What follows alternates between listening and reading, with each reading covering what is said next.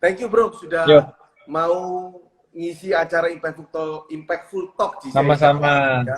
Meskipun hari ini jadwalnya padat sekali ya. Iya, Bro, hari ini umur berapa sih bro? 3 Aku jadwal. kelihatan tua.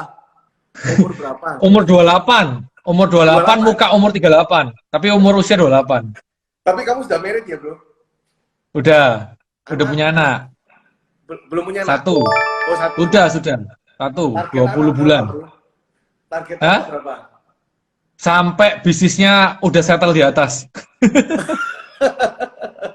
Wah bisa banyak itu ya. Tiga. Tiga, bro. Sedikit aku kenalkan ke teman-teman.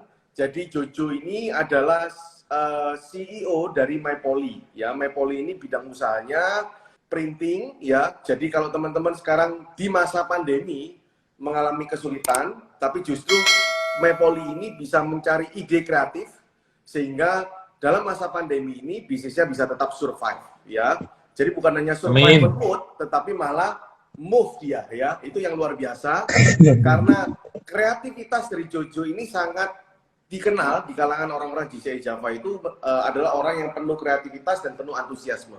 Bro, Amin. mau tanya ini, ya kan? Di usia yang muda ini kan sebetulnya saya bisa ngomong bahwa Bro ini sudah jauh dibandingkan dengan teman-teman yang satu level. Kalau saya boleh ngomong, saya boleh tebak teman-temannya Bro yang usia 28 tahun juga ada mungkin yang lebih hebat, tetapi di atas rata-rata level yang berhasil Jojo capai itu hari ini. Nah, tapi kalau boleh tahu sebenarnya alasan Jojo membangun MyPoly dan memulai bisnis sendiri itu apa sih sebenarnya Jo? Kok kamu mau mulai bisnis sendiri dari awal? Jadi cerita singkat ya, cerita singkat. Panjang boleh ya, cerita panjang dikit boleh ya. Yang panjang story-nya ya. Oke, jadi mungkin di GCI juga beberapa teman juga belum pada tahu historinya detailnya seperti apa. Ya, mumpung diundang di Impactful Talk, jadi aku ceritain. Aku itu start cari duit itu mulai SMP 2. Jadi kalau ditanyain sosok superhero-nya siapa, kalau orang lain tuh atau sosok mentor atau panutannya siapa, orang ada yang bilang Elon Musk, Mark Zuckerberg, Steve Jobs, dan macam-macam Gary Vee atau siapapun, kalau aku selalu bilang itu mamaku. Karena simpelnya gini, aku bukan dari keluarga yang sampai hancur nggak punya, nggak. Aku waktu lahir keluargaku nggak punya.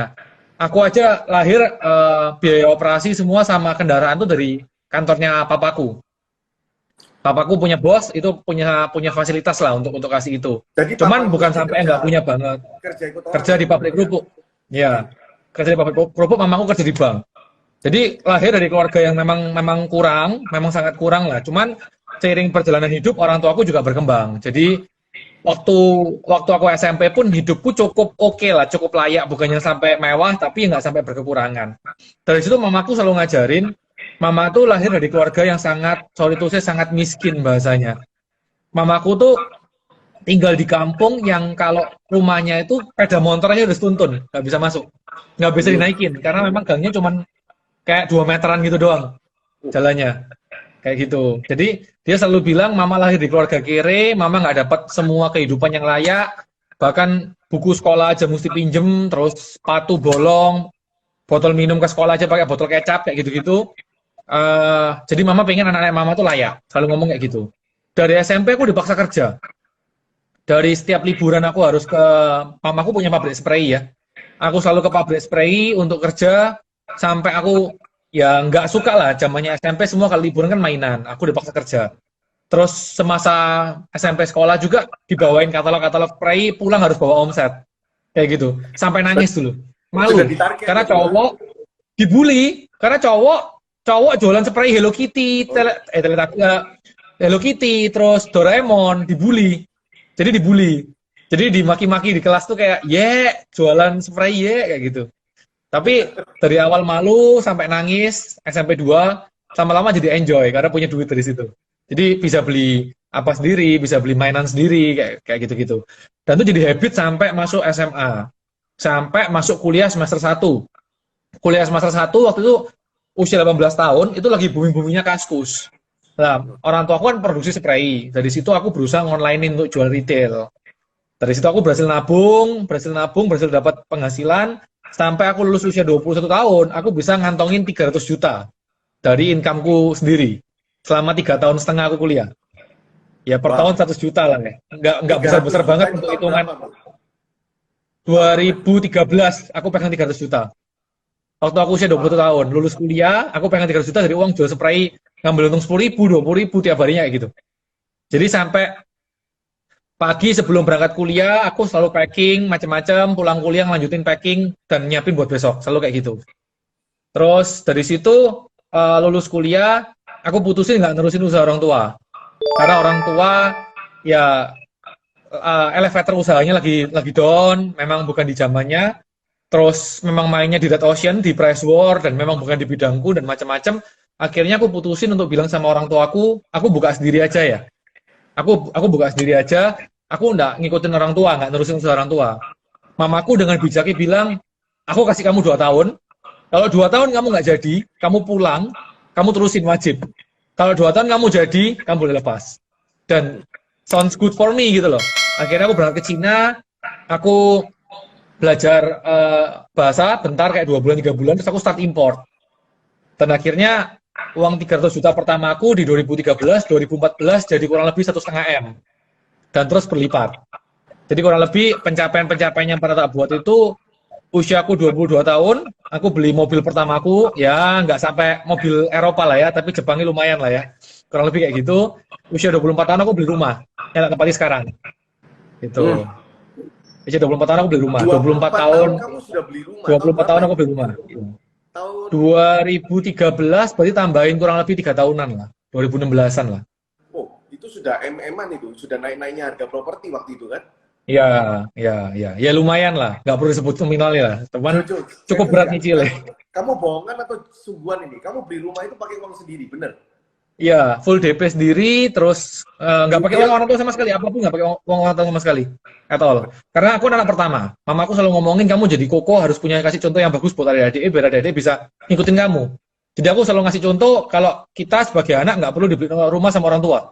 Kita nikah ya kita bayar dewek, kita rumah kita beli sendiri. Jadi aku nunjukin ke adikku juga seperti itu. berarti teman-teman semua, tahun 2016, Jojo bisa beli rumah. Waktu itu harga rumah puncak-puncaknya, mahal-mahalnya harga rumah waktu itu. Betul. Iya. Jojo, aku tanya sederhana aja. Rumahmu di mana, Jo? Nah, Gak usah sebut detail. Di daerah mana? Pakuan City. Oke, berarti itu sudah saya bisa tebak, itu pasti nilainya MM-an. Sudah M ke atas, gitu kan? Gitu. Luas berapa, Jo? Luasnya, Jo? Luasnya? Sampai, sampai, Sampai. sampai. Dan dia bisa DP sendiri, lalu KPR. Teman-teman semua, kalau kita bisa beli rumah KPR, itu berarti keuangan perusahaan kita itu dilihat oleh bank itu bagus. Jadi income kita itu besar. Dan kamu bisa beli rumah dengan harga sekian di usia 26 tahun dari berapa bisnis, Jo? 24 tahun, 24 tahun. Satu 24 bisnis tahun. toh. Satu bisnis. saja. Nah, Yang Mepoli ini, Jo. belum, My Polinya belum lahir. My Poli lahir gara-gara aku beli rumah, makanya aku cerita lagi. Itu aku 2013 tuh aku import barang-barang sport. Jadi ini cerita aja, udah stop juga bisnisnya. Itu import barang-barang palsu. Jadi kita main merek-merek palsu dari Cina, kita main barang-barang sport. Itu jadi bisa menggulung uangnya juga cepat. Tapi kalau tanyain tips and triknya gimana, aku tuh pemain kelima di Surabaya yang import jersey bola waktu itu. Aku pemain kelima. Yang pertama ini udah 6 tahun sebelum aku kerjain. Yang terakhir itu ke 2 tahun sebelum aku. Tapi bagaimana aku cara ngalahin mereka? Itu cara ngalahinnya adalah aku kerja setiap jam 7 pagi sampai jam 3 pagi tiap hari. Berdua sama istri. Bersama calon istri waktu itu. Berdua sama calon istri jam 7 pagi sampai jam 3 pagi. Belum ada karyawan waktu itu. Awalnya belum ada, setahun pertama belum ada. Jadi kalau tanyain aku bisa packing karung pakai jarum nggak bisa. Dan itu murni pakai online pemasarannya, Jo. Pemasarannya full online, waktu itu main Kaskus, Instagram, Google, website, sama nyeles-nyeles kecil lah ya, ke toko PGS, ke ITC, ke Tanah Abang, kita nyeles, kita nawarin door to door gitu. Jam 7 pagi sampai jam 3, berarti lu tidur cuma 3 jam? Nggak setiap hari, tapi majority kayak gitu. Wih, oke. Gitu. Oke. Itu berdua, Makanya, transaksi sendiri sama istri ya? ya jadi kita balas chat sendiri, packing sendiri, semua sendiri, kayak gitu. Untung kawini ya, Jo. Nah, iya itu orang tuanya istri udah nyuruh putus bolak-balik itu. Udah putus saya itu suami nggak bener itu kayak gitu-gitu. Nah, serius. Oke, Gitu. oke, oke. Nah, lalu masuk ke 2016. Masuk ke 2016, Jokowi habis jabat 2015, 2016 Sri Mulyani pulang. Ditarik sama Jokowi kan, menjabat di Indonesia. Langsung dia ketok palu, import barang palsu, jedar nggak bisa masuk. Kelar dah saya. Nah, Jadi di posisi itu 2016 awal barang impor nggak bisa masuk sampai setahun saya nggak ada penghasilan. Setahun saya nggak ada penghasilan dengan cicilan rumah yang terlanjur beli seharga sedemikian rupa sehingga uang dalam sampai uang perputaran itu gerus pelan-pelan. Itu jadi masalah kan. Dari situ karena kemarin itu bisnisnya belum pinter, cuman main barang palsu, nggak ngerti branding, cuman bahasanya bodoh kerja keras aja. Akhirnya kita nggak bisa buka usaha apapun waktu itu, masih nggak ngerti buka apapun. Akhirnya kita putusin kita buka MyPoly. Why buka MyPoly? MyPoly itu mesin pertamanya adalah mesin sablon custom namanya baju pemain bola. Ronaldo 7 itu mesin pertamanya. Dari situ baru kita kembangin ke produk-produk yang bisa di custom, kayak ada perusahaan butuh logo kayak logo apa, lah kita baru kerjain. Gara-gara 1 tahun nggak ada penghasilan. Gara-gara itu. Tapi tingkat income dari MyPoly itu nggak bisa nutupin cicilan. Karena dulu salahnya uang pribadi sama uang perusahaan kecampur ya. Nggak ngerti bagaimana cara manajemennya, masih bocah lah. Jadi jangan diikutin juga ya guys. Itu dulu beli rumah buat motivasi, biar kerja semangat, beli yang mahal, biar kerjanya on fire terus. Cuman kita kan nggak bisa memprediksi 5 tahun ke depan gimana nih. Gitu loh. Kayak corona tahun ini kan kita nggak bisa prediksi gitu loh. Jadi jangan diikutin juga. Cuman itu kan aku sharing story apa yang udah tak jalanin. Jadi waktu itu akhirnya MyPoly itu income-nya cuman seperlima dari cicilan. Jadi uang perputaran itu kegerus, uang perusahaan kegerus pelan-pelan. Sampai akhirnya mepet ke angka habis. Barang di jalan yang nggak keluar, padahal udah dikirim, sama Sri Mulyani diketok nggak bisa keluar, itu kurang lebih 3M. Itu nggak bisa keluar, 2016 ke 2017. Iya, iya. Itu. Akhirnya 2017 awal, aku putusin, aku harus punya usaha lain yang nggak perlu repot, tapi bisa ngasilin duit cepat untuk bantu bayar cicilan, biar MyPoly bisa bertumbuh. Karena MyPoly nggak bisa bertumbuh kalau uangnya aku gerus terus. Kurang lebih kayak gitu. Akhirnya 2017, dapatlah ilham, ada broker pialang datang, nawarin main XAU USD, trading emas, forex, dan macam-macam. Oke. Oke. Aku pikirnya titisan Tuhan nih. Ini bakal bikin cuan nih. Kayak gitu. Akhirnya aku masukin modal pertama Cepet Tiao. Nggak perlu sebutin nama PT-nya dua-duanya, cuman itu semi-semi scammer lah. Modal pertama 100 juta, kita masukin. 3 bulan pertama, uangku jadi 300 juta. Dan itu menurutku kayak, aku jago, dan aku bisa all in serius di sini. Nah, akhirnya my bad, stupidku, aku pakai uang bank, aku utang, aku all in ke situ, 1M lebih. Hilang. Jadi nol. Hilang jadi nol, sampai ngerus uang perputaran semua di 2017 Oktober. Mutasi rekening terakhirku, rekening istriku, rekening perputaranku, kalau di total semuanya 3,5 juta. Habis total. Dan utangku ke supplier Cina maupun ke lokal yang seperti di Tanah Abang dan macam-macam, itu aku masih punya utang kurang lebih 300 jutaan. Dan mutasi rekeningku sisa 3,5 juta. Terus cicilan rumahmu gimana, bro? Nah, aku kan anak pertama, cowok, gengsi, tetap harus jaga harga diri dan macam-macam. Aku ke mama sampai nangis. Mama, aku utang, tolong dibantu bayar buat bulan depan aja. Aku nggak bisa bayar. Terus aku tiap hari makan ikut mama lagi sama 3 bulanan ya. Itu udah harga diri aku buang total dah. Aku makan 3 hari lagi aku ikut mama, tolong bantu cicil sebulan depan karena aku nggak bisa bayar. Aku harus benar-benar muter uang ini lagi secara benar dan macam-macam. Kayak gitu. Sampai mamaku tuh nangis tau. Mamaku bilang, ya ampun nak.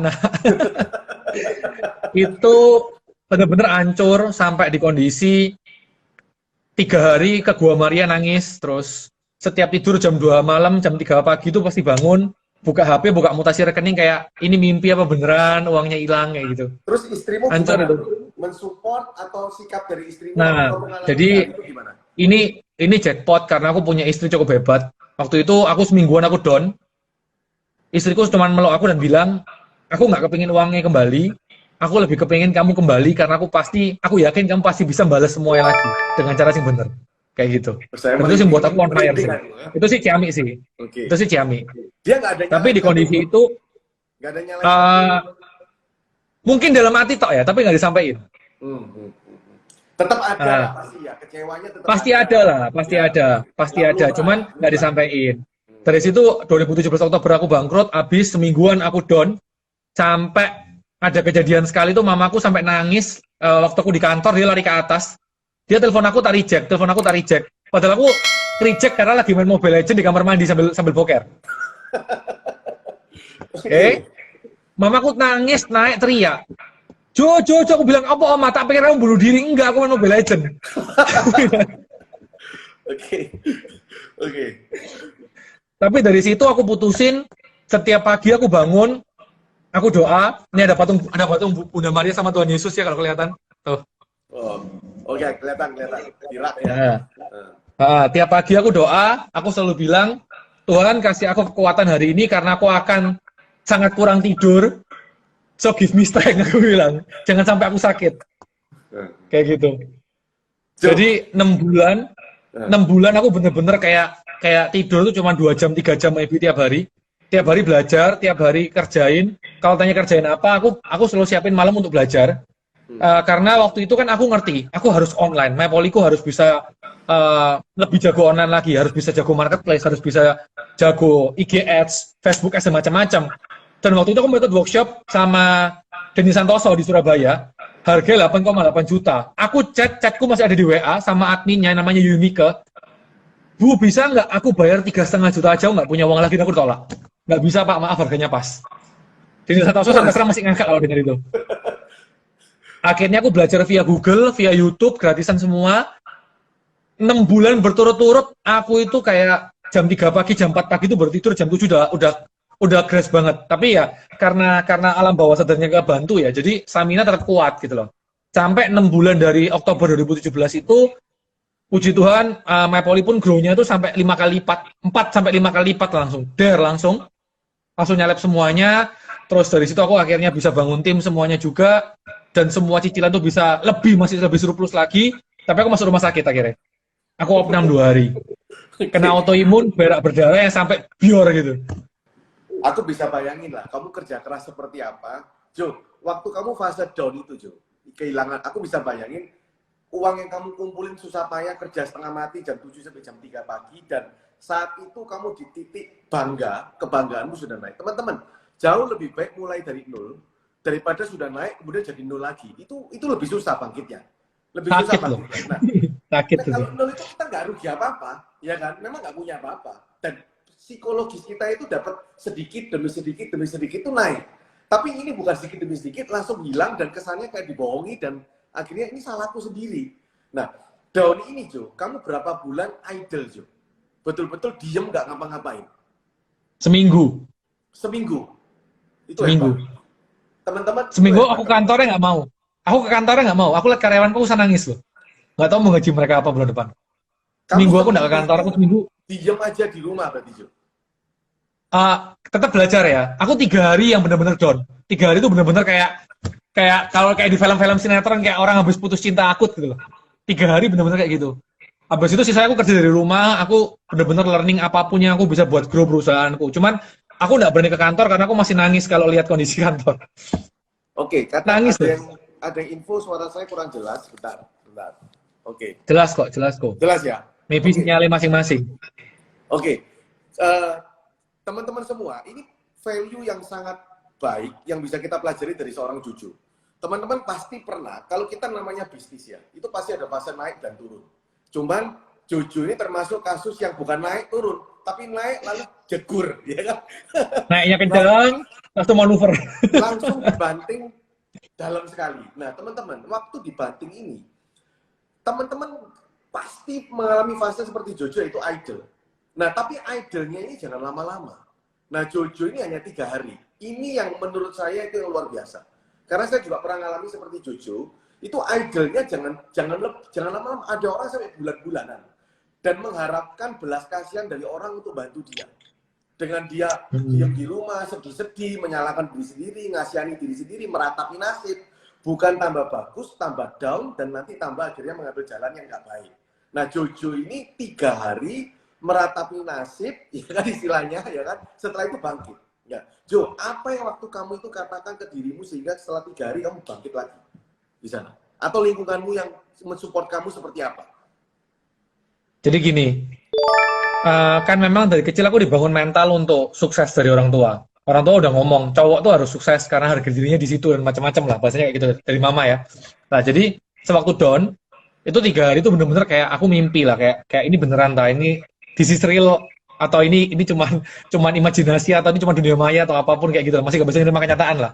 Tapi setelah itu kayak tiap hari itu kayak aku ngomong sama aku sendiri, aku believe orang kalau jatuh bangkitnya pasti lebih tinggi dibanding sebelumnya gitu. Itu aku believe di situ. Cuman gini, aku juga sadar apa yang membuat aku jatuh dan apa yang membuat memang aku layak jatuh waktu itu.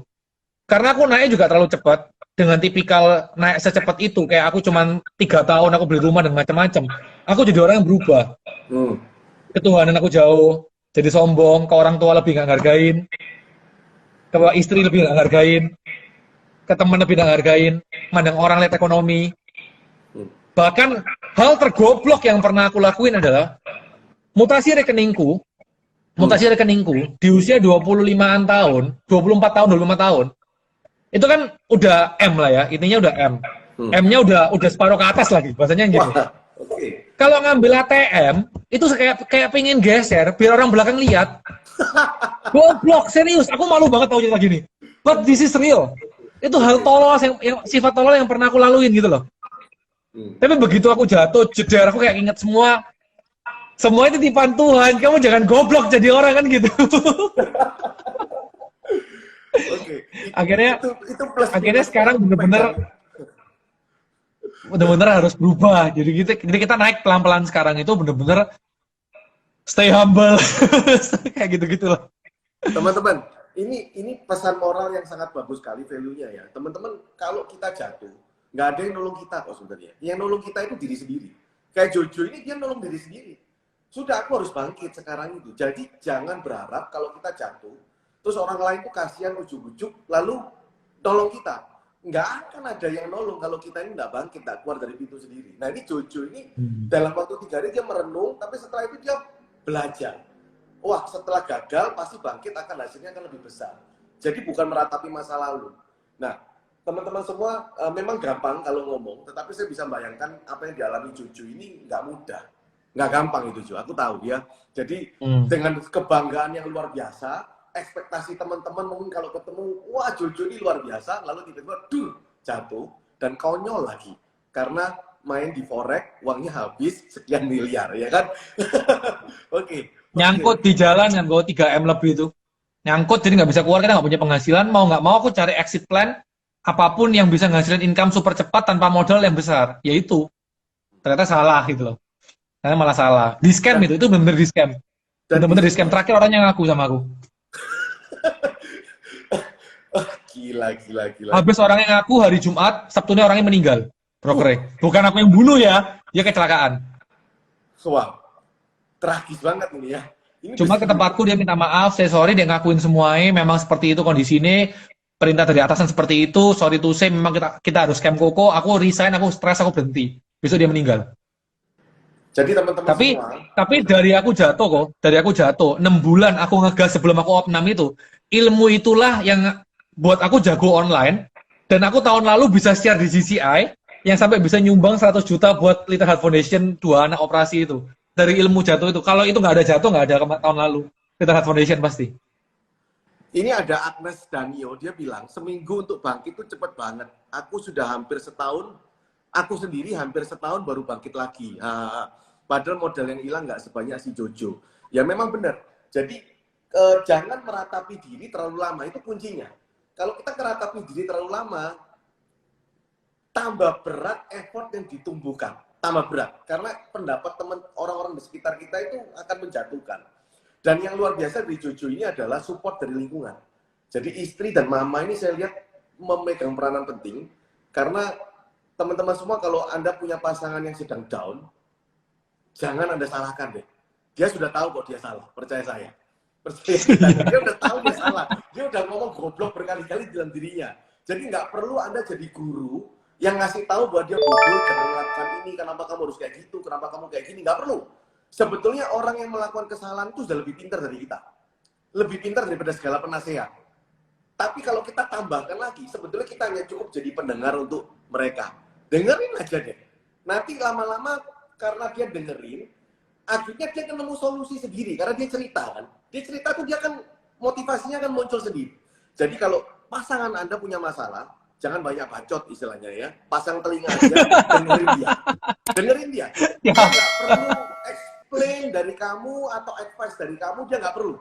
Ya, dia hanya perlu telingamu dan hatimu untuk mendengar dan memahami dia. Nah, itu luar biasanya dari istrinya si Jojo, kapan-kapan kita bisa kenalan, dan juga dari mamanya si Jojo yang super ini ya. Jadi, wow, itu hebat banget. Menurut saya hebat banget, super itu Jo. Ya, Jo, aku mau tanya ini Jo. Apa namanya? Tadi kalau aku lihat kan ortu ini memegang peranan penting Jo di sana. Jo, value apa yang selalu diajarkan ortumu dalam bersikap maupun dalam kepemimpinan? Satu, dia selalu ngajarin jujur. Jangan pernah talking bullshit atau jangan pernah bohongin orang. Apapun itu, seberapa rupiah pun, maupun itu bukan berupa uang. Itu pertama, karena sekali orang kehilangan uang, carinya gampang. Hilang kepercayaan nggak akan balik, dia bilang. Hilang kepercayaan nggak akan balik. Kamu sekali scam apapun, mau nominal cuman kecil ya, mau kamu uangnya udah kamu balikin, kepercayaannya nggak balik. Pernah nggak lu lakuin bro sesuatu hal yang hampir saja atau sesuatu hal yang mencerminkan value yang diajarkan orang tuamu ini dalam perusahaanmu, ke karyawanmu? Selalu sih. Contoh simpel ya, contoh simpel. Kondisi corona ini adalah kesempatan kita para pengusaha untuk ngekat THR ataupun nggak ngeluarin THR ataupun mangkas THR habis-habisan. Padahal logika yang harus dipikir, kalau kamu mau bahas corona itu cuma 3 bulan sebelum lebaran. Sedangkan THR itu kan pekerjaan dia setahun dari kemarin toh.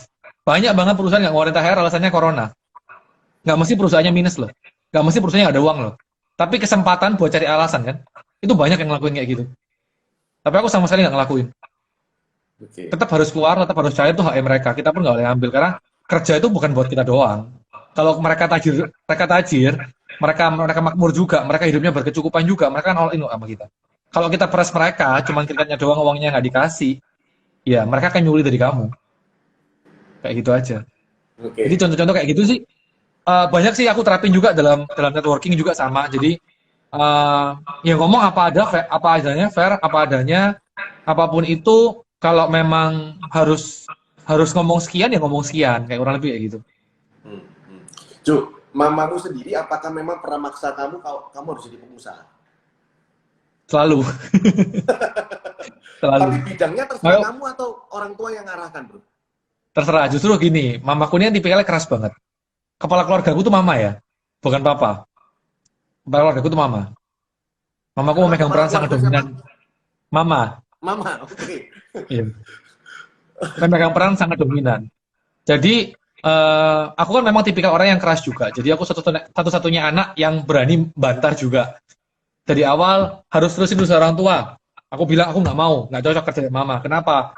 Angel, usianya wes jadul, karyawannya umurnya puluhan tahun, dirubah nggak bisa, aku malas. Mending aku gede dewek, aku bisa sukses sendiri. Tapi mamaku selalu open minded juga. Oke, deal kayak gitu. Tapi 2 tahun harus jadi, kalau enggak kamu balik. Kayak gitu-gitu. Teman-teman semua, mama ini memang memegang peranan penting. Jadi kalau tadi kita lihat perjalanannya Jojo, dia waktu sukses, dia sempat menjauh dari Tuhan, sempat menjauh dari mamanya, sempat melihat orang dari sisi finansialnya. Kalau lihat mobilnya apa gitu kan cuy ya. Okay. Betul, serius. Kepinginnya orang mengapresiasi dan tahu bahwa dia sukses, ya kan? Kepinginnya begitu, ya kan?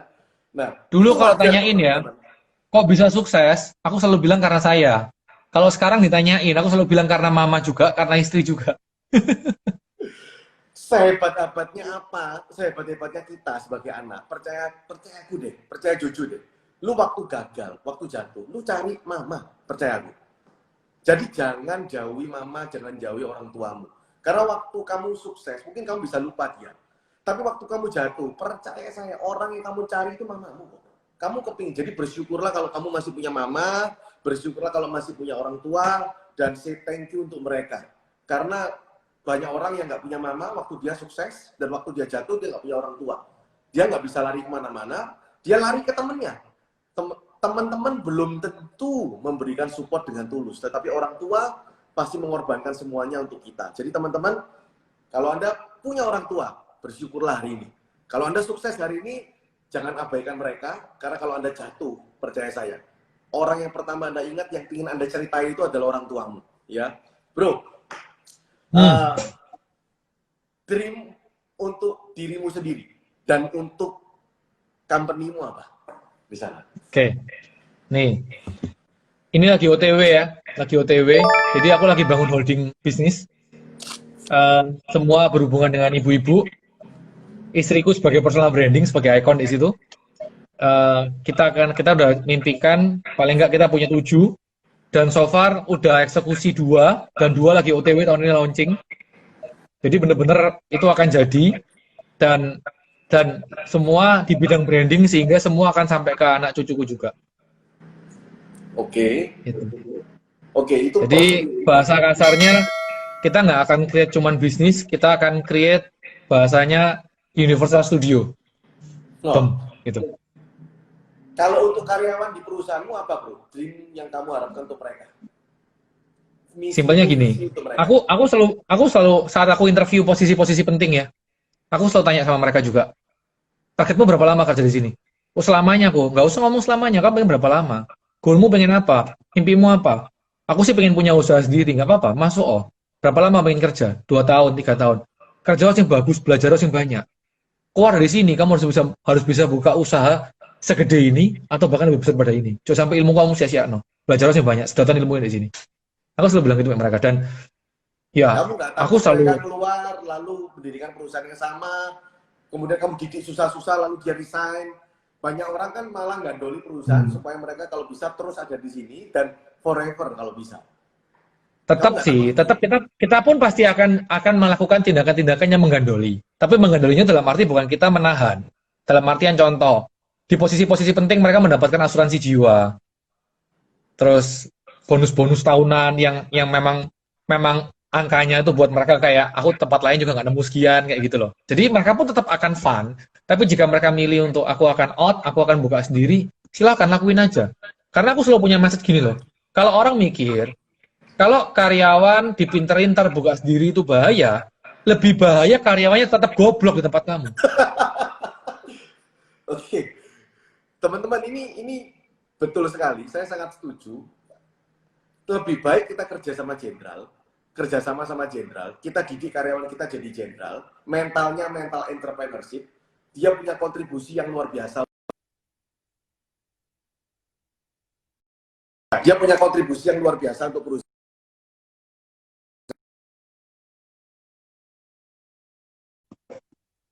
Ya, daripada kita punya karyawan yang mentalnya itu hanya minta-minta. Mentalnya hanya minta-minta saja. Jadi lebih baik kita bekerja sama dengan orang yang punya mental entrepreneurship. Jangan takut karyawanmu keluar. Teman-teman semua, kalau kita punya karyawan yang mentalnya entrepreneurship, perusahaan kita lebih cepat besar. Sehingga roti yang disiapkan untuk karyawan kita itu tambah banyak. Dan karyawan kita, percaya saya, secara nggak langsung dia akan tetap ingin kerja di perusahaan itu. Betul. Iyalah. Karena orang yang kamu kerjakan ini kamu nggak didik dengan baik, ya lama-lama dia keluar. Orang nggak keluar itu kan ada 2, kalau menurut aku juga. Yang pertama orang yang loyal, 2 orang yang nggak laku, Ju. Jadi dia nggak bisa keluar, karena nggak ada yang mau. Ya, jadi banggalah kalau kita punya karyawan itu memiliki entrepreneurship dan dia berkembang day by day-nya, year by year-nya dia bisa berkembang. Jo, sosok leader yang kamu harapkan muncul dan kamu ingin didik di perusahaanmu, value apa yang ingin kamu tanamkan selain trust dalam kepemimpinan? Kalau aku selalu tanemin tuh ada 2 sih di mereka. Satu, ownership, itu pasti aku tanemin ke seluruh posisi leader, kecuali staff. Kalau staff sih menurut aku ya sudah lah, kamu ngikut aja. Karena kita nggak bisa berharap staff punya ownership juga, meskipun kita injak ya. Tapi yang satu dia harus punya ownership, yang kedua dia bener-bener nggak boleh punya nama zona nyaman. Karena aku kan drive dia terus-terusan untuk keluar dari zona nyaman dia. Terus kayak gitu. Bahkan Bahkan aku udah bilang kok, di posisi-posisi atas aku pasti bilang, ada saatnya kamu akan merasa aku pengen resign, capek kerja di sini. Saat kamu lewati itu baru kamu maju. Tapi di situ kamu mundur, nggak apa-apa mundur loh. Berarti memang kamu bukan orang yang bisa diajak maju. Sampai posisi itu, ya udah mundur, aku kan ganti orang baru di situ. Tapi jika di posisi itu kamu kerasa aku pengen mundur, aku capek, tiba-tiba dia bisa ngecif, dia melompati poin itu lagi, enak maju nih. Gitu. Aku selalu bilang gitu sama mereka. Jo, kamu pernah melakukan kesalahan nggak di perusahaanmu dalam handle perusahaanmu yang sekarang ini? Pasti pernah, karena dulu kan tipikalnya beda. Jadi dulu juga temperamen, kurang harum. Dulu selalu mikir dengan mindset karyawan Indonesia. Kamu kok putus-putus kok? Udah, jelas. Oke. Lanjut Jo, temperamen terus. Dulu temperamen terus dulu selalu mikir karyawan Indonesia. Ini jangan dibuat sakit hati ya guys. Ini cuma mindsetku yang lama dan Camin ini baik-baik, jadi bagus perusahaanmu. Karyawan Indonesia itu nggak layak untuk dipekerjakan. Semuanya bodoh-bodoh, malas-malas, nggak niat kerja. Itu mindsetku dulu. Jadi aku memandang mereka kayak, aduh, ini orang-orang sampah-sampah, goblok-goblok. Ternyata aku salah. Begitu mindsetku aku rubah, karyawanku berubah drastis. Kalau ada karyawan goblok, yang goblok bosnya, nggak bisa nginterview bagus, nggak bisa nempatin di posisi yang pas, nggak bisa nge-training bagus, nggak bisa nge-drive bagus, nggak bisa buat KPI bagus, nggak bisa buat sistem bagus. Yang goblok bosnya. Setelah itu berubah semua, ternyata karyawan yang sama, yang dulu aku bete banget kayak lu orang anjing bangsat kayak gitu-gitu. Gila sekarang tuh dia menempati posisi leader dan semua KPI tembus loh. Gitu. Berarti aku ambil kesimpulan bukan dianya yang salah. Tapi how to drive-nya yang salah. Itu. Ini keren banget ini. Jojo, ini keren banget Jo. Aku sendiri juga belajar. Jadi teman-teman semua maksudnya Jojo ini, kalau saya boleh terjemahkan dalam kata-kata yang berbeda. Kepemimpinan yang diinginkan Jojo ini adalah kepemimpinan yang gentleman.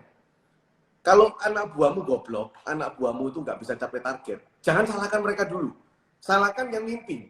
Yang mimpin ini yang salah di sana. Kesalahan anak buah itu juga kesalahan dari pemimpinnya. Keberhasilan anak buah juga otomatis juga keberhasilan dari pemimpinnya. Jadi teman-teman semua jangan deh kalau kamu memimpin perusahaan atau kerja di satu instansi atau organisasi sekarang, lalu divisimu nggak baik, lalu kamu nyalahkan mereka. Atau ada satu divisi yang karyawannya keluar masuknya boyongan. Mungkin yang salah bukan perusahaannya, yang salah itu orang yang ditaruh di situ sebagai leadernya. Dia nggak bisa ngayomi, dia nggak bisa memberikan kenyamanan untuk mereka. Wow, amazing. Terus simpelnya gini sih ngukurnya sih. Let's say kamu di satu divisi kamu punya 5 orang atau 10 orang ya. Let's say ngomong 10 orang. Jika 1 atau 2 diantaranya memang jelek, ya berarti memang bisa jadi memang karyawannya yang tipikalnya jelek. Ya kan, ya kamu jangan interview ya, atau interviewmu dinaikin standarnya, atau kamu keluarin, kamu ganti nggak apa-apa. Tapi kalau kamu punya divisinya 10 orang, 5 diantaranya jelek, berarti kamu yang salah. Udah gitu aja. Yes, setuju, sangat setuju sekali. Jo, kan ada peribahasa pohon bertumbuh, itu pasti ada uletnya. Pohon yang berbuah pasti ada ulat yang makan, betul? Ya. Nah, kalau nggak ada uletnya, ya pohon kita jangan-jangan nggak ada buahnya, betul kan? Nah, teman-teman semua, Jo, aku pengen tanya nih, kamu pernah nggak sih sebenarnya mengalami fase seperti itu? Oke, ini tak lurusin saya, takut aku yang salah nangkep ya. Fase ulet tuh berarti gimana? Berarti maksudnya di yang baik-baik kelihatan ada yang jelek gitu? Atau ternyata tiba-tiba ada something pengganggu, Jo. Pengganggu dalam usahamu. Jadi godaan. Bahasanya ada toksik di dalam. Yes. Oke. Oke. Pasti ada. Itu pasti ada. Tapi itu setiap tahun juga pasti ada kok, nggak mungkin nggak sama sekali. Nggak pernah setahun tuh melewati mulus total kayak leha-leha terus enak banget majunya gitu, pasti nggak. Karena tiap tahun tantangannya juga beda. Jadi sometimes ada juga kondisi karyawan yang udah bagus 6 bulan, 7 bulan tiba-tiba menikah. Tiba-tiba jadi jelek setelah menikah. Itu juga ada. Jadi kalau aku lihat memang ya kita punya value dalam sebuah perusahaan ya. Kita tetap mengusahakan yang terbaik juga buat karyawan, jangan sampai menjadi seorang owner itu yang tidak mempedulikan karyawan. Justru menurut aku investasi terbesar dalam sebuah perusahaan itu bukan di branding bisnisnya loh ya. Employee-nya dulu. Karena employee-mu yang akan membuat branding bisnismu jadi bagus, jadi long term. Employee-mu sampah, brandingmu akan hancur. Cepet. Jadi investasi memang ke human dulu. Itu aku selalu camin itu sih. Lah, Kalau tiba-tiba ada toksik, ada macam-macam, ya kita mesti siapin antidotnya bahasanya. Harus selalu ada seperti itu. Lah, kalau aku siapin satu, siapin antidot. Bagaimana handle orang toksik, contoh nih, perlakuannya harus diapain, itu aku selalu siapin. Terus berikutnya aku selalu juga siapin kotaknya, sampai level apa dia boleh toksik. Sometimes orang tuh ada namanya boring kok kerja, kayak 1 tahun kerja nggak mungkin tiap hari di on fire. Sesekali dia kan buat masalah, sesekali dia kan buat blunder. Aku selalu bilang, jika masalah yang sama kamu nggak ngulangin, itu oke, kamu belajar dari masalah baru terus. Kalau masalah yang sama kamu ulangin 2 kali, itu baru kamu harus diketok, kayak gitu loh. Nah, tapi semuanya aku tetap buatin kotaknya. Kayak semua tetap ada target KPI-nya, apanya semua tetap ada. Karena aku bukan tipikal orang yang melihat orang dari progres sih. Aku lihat orang dari result-nya seperti apa gitu loh. Progresnya terserah kamu mau caranya gimana, yang penting dalam ranah peraturan perusahaan tetap benar, attitude dalam perusahaan tetap benar. Gitu sih. Jadi toxic seperti apapun buat aku tuh wajar sih, tiap tahun pasti ada. Dari toxic itu ada yang bisa kita benerin, ada yang memang harus kita keluarin. Ya udah nggak apa-apa. Akan selalu seperti itu sih. Makanya kita perlu bangun tim dalam biar kita nggak ngurusin sampai hal-hal yang seperti itu juga. Yang pasti jangan di level ring 1 perusahaanmu toksik ya. Itu salah kita juga ngapain naikin orang kayak gitu di level ring 1 gitu loh. Oke. Jadi teman-teman semua, pesan dari Jojo ini, value yang saya pelajari, jangan takut sama masalah ya Jo, karena masalah itu muncul tiap hari. Iyalah, pasti ada kok. Itu ada terus tiap hari. Jadi jangan pernah doa, Tuhan jangan jauhkan aku dari masalah, jangan. Karena masalah itu adalah ujian, kita jadi lebih hebat, perusahaan kita jadi lebih berkembang. Itu sip banget Jo. Jo, aku kagum Jo. Kamu umur 28 bisa punya pikiran yang seperti orang usia umur 40 Jo, ini sudah ya. Mari bangkrut kok, mari bangkrut. Serius. Iya. Teman-teman semua, apakah kalau mau sukses kita harus bangkrut dulu? Sebetulnya Jangan. Tetapi bangkrut itu kalau Anda berhasil melewati, ilmu kita itu naiknya sudah sabu hitam langsung. Sudah sabu hitam ilmu, langsung, networking, mindset, leadership, semua naik. Bahkan hubungan rumah tangga pun naik loh. Oke. Berarti kalau nggak bangkrut, mungkin hubungan rumah tangganya nggak seintim sekarang itu. Ya nggak gitu juga. Tapi kan at least kita pernah dibawa bareng. Kita juga tahu kan rasanya gimana. Jo, istrimu ini ikut bantu kamu nggak sampai sekarang kerja? Bantu. Aku selalu punya mindset, istri itu nggak boleh di rumah jadi pajangan. Karena hargamu cuma harga pembantu rumah tangga atau suster. Oke. Oke. Ini pendapatmu tentu kontroversial ya. Jadi kita harus kontroversi pasti. Kontroversial ya kan. Setiap kepala keluarga memiliki pendapat dan prinsip yang berbeda-beda ya kan. Oke. Ya, tetapi menarik ya kan, karena kalau kesuksesan suami ditopang dengan istri, di belakangnya ada istri atau di sampingnya ada istri, tentu akan lebih mempercepat keberhasilan dari kita. Jo, di umur 28 tahun, kamu puas gak dengan hasilmu sekarang? Enggak. Aku masih merasa kayak aku kalau bisa ngulang, aku pasti lebih dari ini. Itu. Tapi karena aku ngerasa kayak kamu punya nggak impian untuk orang tuamu yang ingin kamu wujudkan? Banyak sih, beberapa banyak. Jadi yang boleh disebutin deh, yang boleh disebutin. Oke. Orang tuaku itu cukup hidupnya, ekonominya juga cukup. Keuangan mereka aja depositoin sampai mati juga masih bisa hidup enak kok. Kayak gitu. Jadi belum, karena mamaku nggak mau pensiun. Kalau pensiun tambah stres. Makanya aku beberapa usaha yang baru, aku ngajak mamaku juga join di dalam sebagai model pensiun dia nanti. Cuman bukan itu sih, cuman kalau kayak kita beliin apa, orang tuaku juga nggak pingin. Tapi orang tuaku yang selalu pingin tuh ke aku selalu bilang, kamu anak pertama, kasih contoh yang bagus, buat adik-adikmu semua maju, adik-adikmu semua hidup enak, mama papa ini nikmatinnya bakal tenang, gitu. Bisa honeymoon Jadi, tiap hari. bukan honeymoon nih, bahasa itu matinya tenang. Mamaku tuh pernah ngomong mbak aku gini, kamu anak pertama, kalau sampai adikmu ketinggalan jauh sama kamu, mama mati tak gentayangi kamu. Serius, ngomongnya gitu. Jadi orang tua aku sih, kalau aku lihat sih nggak kepingin apapun ya masalah ekonomi, karena dia pun bisa beli apapun sih, gitu loh. Cuman ya itu sih yang dia sampein. Keluarga harus harmonis, semua harus harmonis, koko adik semua harus harmonis, terus semua harus ekonominya juga bagus, semua hidupnya enak, mama bakal mati dengan tenang nantinya pada saatnya mama meninggal. Itu sih. Dan semua tanggung jawabnya di saya. Saya selalu bilang anak pertama itu pegang peran paling penting di situ. Adikmu umur berapa, Ju? Dua orang itu umur berapa, Ju? Satu di GCI itu, satu di GCI usia 25 tahun, 26 tahun, 25-26 tahun lah. Antara itu, 26 sekarang di GCI. Dia akhirnya di usia 25 juga bisa beli rumah sendiri. Beli rumah sendiri, total. Nikah bayar sendiri, total. Tapi setelah itu jangan ngikuti kamu loh, Ju. Udah aku bilang, jangan ikutin. Yang satunya masih usia 19 tahun. Cewek 19 tahun. Tahun depan masuk GCI. Jadi darahnya ini GCI semua ya, Jo? Kamu LT tahun depan aja, Jo, 2021, Jo? Jangan, nggak siap. Nggak ada yang sebaik Joni. Aku sih dukung Joni 2 periode. Mana boleh, Jo? Hah? Ntar aku buat gerakan demo di situ. Joni 2 periode. Okay. Karena pandemi kan ya, karena pandemi tertunda. Iya, kan nggak kerasa leadershipnya Joni belum kerasa karena pandemi kan. Iya, betul.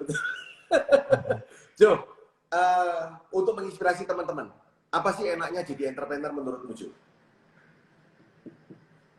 Jadi gini, aku kalau selalu ngomong ya, jadi entrepreneur itu nggak enak. Kalau kamu pengen duitnya, mending jangan masuk. Kalau kamu pengen prosesnya, masuk kok. Karena jujur kalau mau ngomong enak nggak enak ya, selama patokan kita bukan kita mau naik Mercy, naik Ferrari, patokan kita tuh cuman hidup tiap hari dan nyaman. Enak jadi karyawan. Pulang kerja nggak mikir. Gitu loh. Perusahaan sepi nggak, gajimu tetap sama. Dan hidupmu juga lebih stabil kok. Gitu loh. Nggak ada masa karyawan pun yang hasilnya ratusan juta per bulan juga banyak kok. Yang kamu tahu bagaimana cara dapetinnya kayak gitu loh. Tapi jadi entrepreneur tuh buat aku itu kayak aku selalu ngomong, kita nggak akan nikmatin terlalu banyak di usia sebelum 30 lah. Kita cuma akan learning di fase-fase itu.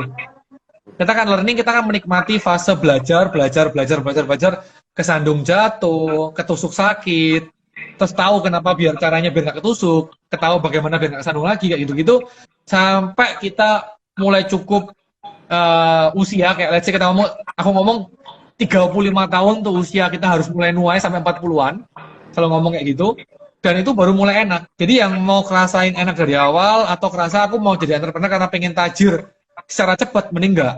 Kecuali kamu main forex kayak tadi. Tajir cepat. Oke. Jadi, Jo, message yang kamu sampaikan ini ke teman-teman semua, kalau kamu mau motivasimu hanya uang, jangan jadi entrepreneur. Betul. Kalau motivasimu mau kerja santai, jangan jadi entrepreneur. Karena ternyata jadi entrepreneur itu pulang kerja pun masih kepikiran. Mikirin karyawan, kayak tidur doang kali nggak mikir? Mikirin bagaimana karyawan nasibnya ke depan, bagaimana development ke depan. Bahkan kalau di masa pandemi sekarang ini, yang berkorban duluan itu entrepreneurnya. Karyawannya tetap bekerja. Memang iya. Makanya kayak di pandemi ini kan kita semua lagi diuji leadership kita tuh. Kamu tipikal leader yang kayak apa? Kamu tipikal leader yang bahasa kasarnya enak doang mau datang, kalau nggak enak kamu nggak mau? Atau yang kamu siap dengan segala kondisi, memang ini keluargaku, ini timku, aku harus boost mereka juga. Jadi teman-teman yang mau jadi entrepreneur itu jangan set money-nya, tapi set value-nya. Siap nggak diri? Money tetap lah ya. Tetap money tetap. Cuman maksudnya kan money-nya tuh di belakang, masih jauh. Kayak orang main bulu tangkis, jangan lihat papan skor, tapi fokus sama pertandingannya. Siap nggak kerja keras, siap nggak tidur sampai malam, jam 3 pagi itu loh. Teman-teman, kalau Anda mau sukses seperti Jojo, mau cepat percepatan, umur 28, bisa punya rumah sendiri, bisa beli mobil sendiri, bisa menjadi kebanggaan untuk keluarganya, jangan lihat resultnya sekarang, tapi lihat jam 7, jam 3 subuhnya. Lalu lihat aku selalu bilang gitu. Terus learning, ya kan? Nggak punya duit untuk ikut sebenarnya Denny Santoso, 8.800.000. Belajar sendiri lewat Google. Bukan give up, tapi cari jalan. Jalan itu banyak menuju Roma. Banyak solusinya di situ. Jangan banyak excuse. Oke. Jangan banyak excuse, jangan banyak alasan. Jo, pernah nggak waktu kamu gagal tuh kamu nyalain keluargamu atau nyalain istrimu? Kamu yang nyalain. Enggak. That's all my bad. Aku selalu bilang, my mistake, I'm sorry. Wow. Oke. Gitu. Teman-teman percaya saya, kata sorry itu buat kamu lega. Ya. Iya. Buat kita lega. Kayak utangnya lunas. Oke, Jo, ini waktunya mau habis karena dibatasi 1 jam, ya. Ini kurang 5 menit lagi. Jo, kita kan di GCI. Kamu kan udah di GCI sudah berapa tahun, Jo? 2 tahun ya? 3 tahun? 2 tahun. Jo, apa pesan-pesanmu untuk teman-teman semua yang di sini tentang manfaat yang kamu dapatkan selama di GCI, Jo? Silakan. Aku paksa adikku masuk GCI, dan tahun depan aku akan masukin adikku yang cewek ke GCI. Karena aku mau mindset dia juga bagus, gitu loh. Aku nggak mau digentayangin mamaku lah, bahasa kayak gitu. Nah, jadi kenapa sih harus join di GCI? Ini bukan mau promosi GCI ya. Kalian boleh yes, boleh no. Tapi tahun ini memang penambahan member GCI cukup pesat.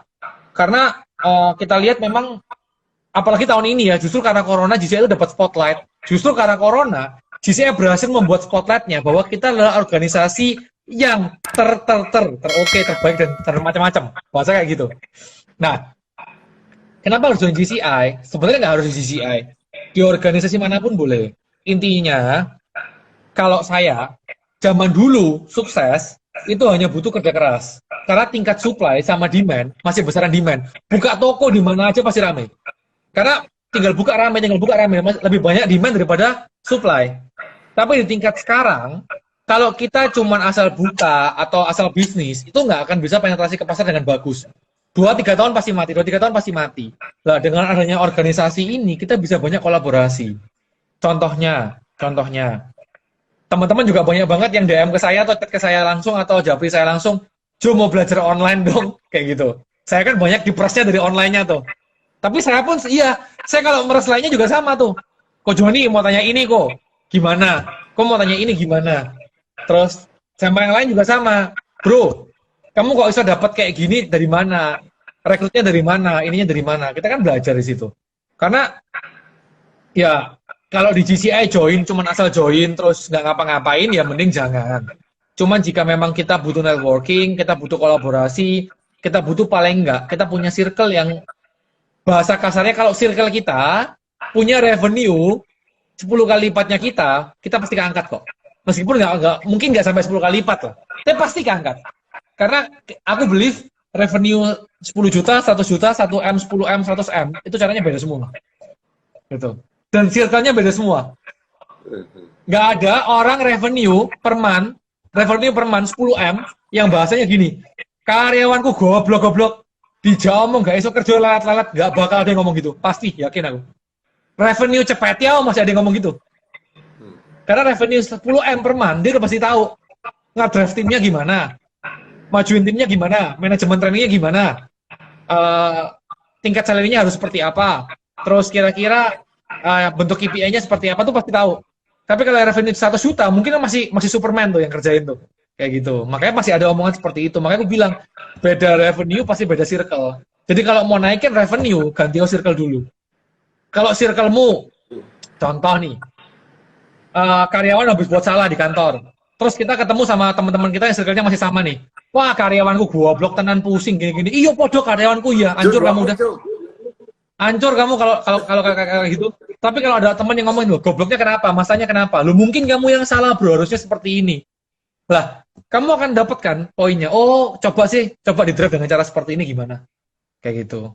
Itu udah pasti buat beda sih. Dan itu yang aku pelajari dari GCI. Jo, terakhir Jo, ini ada 1 menit Jo. Uangmu kamu investkan, alokasinya berapa persen kemana? Oke. Mayoritas ke properti dan kondisi lagi hancur. Nggak, tapi it's okay. Tapi sekarang aku lagi gas invest ke bisnis. Bisnis, mayoritas. Jadi properti dan bisnis Mayoritas. itu. Saham, bisnis, properti dan bisnis. Ya, nggak masuk ya. At all. Serupiah pun nggak ada. Oke guys, teman-teman semua, thank you Jo atas 1 jam kebersamaannya. Bagi teman-teman yang ingin lihat video ini ulang, bisa lihat di YouTube-nya GCI Java. Anda bisa subscribe, lalu jangan lupa follow IG-nya GCI Java. Oke teman-teman, kalau nanti ada dari GCI, nantikan jam 8 malam. Kalau kita ada membagikan giveaway, kita masih surprise ya, apakah perlu kita bagi giveaway atau tidak. Kalau ada giveaway, teman-teman bisa pantau di follow-nya IG-nya GCI Java jam 8 malam nanti akan diumumkan. Thank you teman-teman, thank you Jo. Sukses sekali. Thank you. Sorry salah kata guys, thank you.